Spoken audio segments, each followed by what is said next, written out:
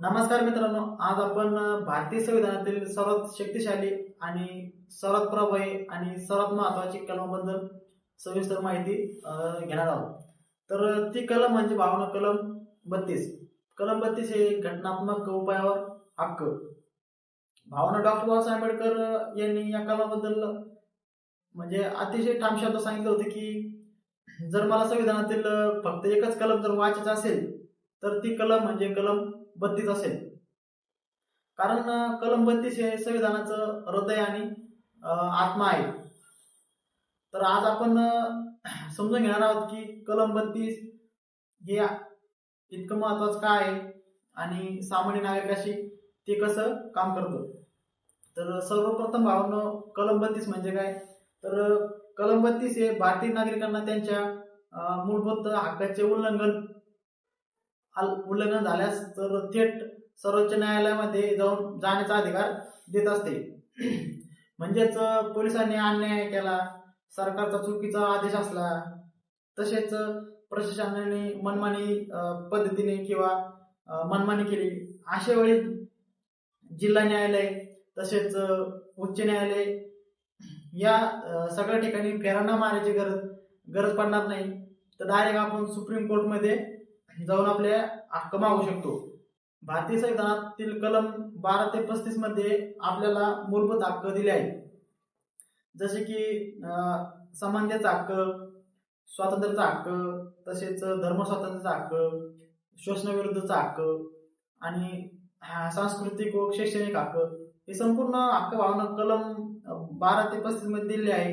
जर समजा हे हक्क जर कोणी मोडले तर किंवा सरकारने समजा अन्याय केला तर मग काय करायचं? तर भावना भारतीय संविधानाची कलम 32 तेव्हा मैदानात उतरते.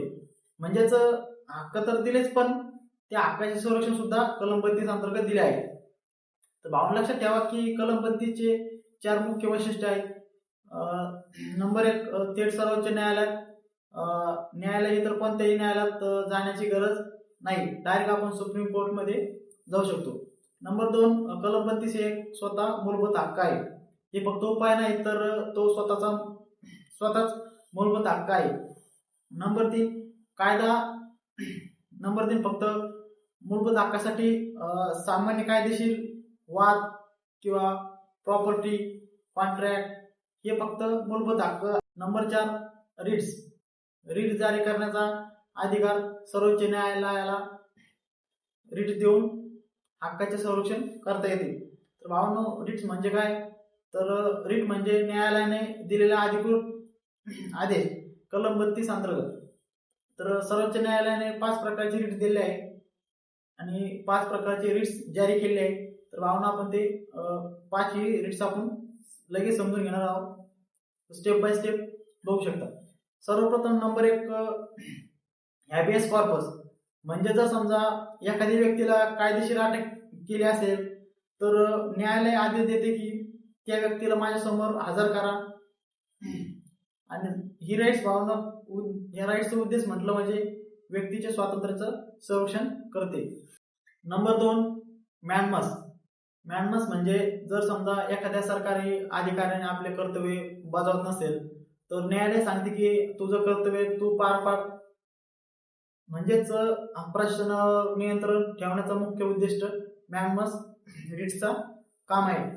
नंबर 3, भावना प्रोहिबिशन म्हणजे जर कनिष्ठ न्यायालय आपल्या अधिकाऱ्यापेक्षा जर जास्त अधिकार वापरत असेल तर सर्वोच्च न्यायालय काम थांबवण्यात किंवा थांबवायला लावते.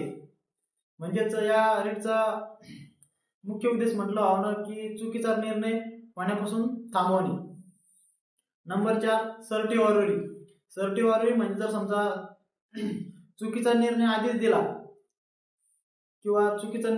दिला गेला असेल तर सर्वोच्च न्यायालय तो निर्णय रद्द करतो. म्हणजेच झालेला अन्याय दुरुस्त करणे हा उद्देश सर्टिव्हरीचा आहे.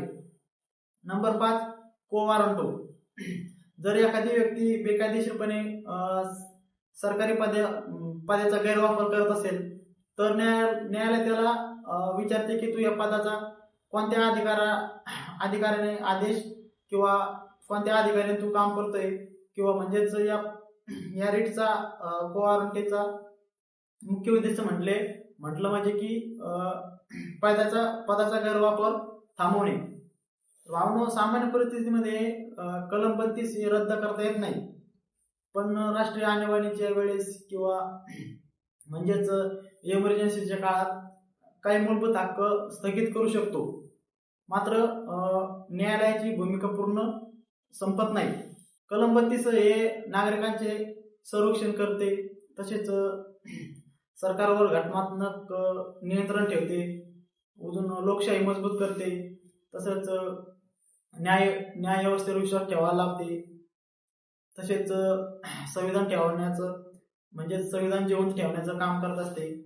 म्हणून भावना कलम 32 हे खूप महत्वाचं आहे. पण भावना कलम तर दिले आहे, पण त्याचे संरक्षण सुद्धा कलम 32 अंतर्गत दिले आहे.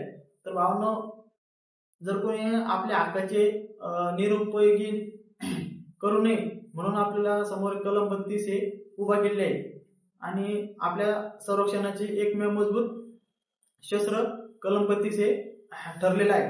तर भावांनो, व्हिडिओ आवडला तर लाईक शेअर करा, इंस्टा फेसबुकला फॉलो करा आणि यूट्यूब चॅनल सबस्क्राईब करून ठेवा. जय हिंद, जय संविधान.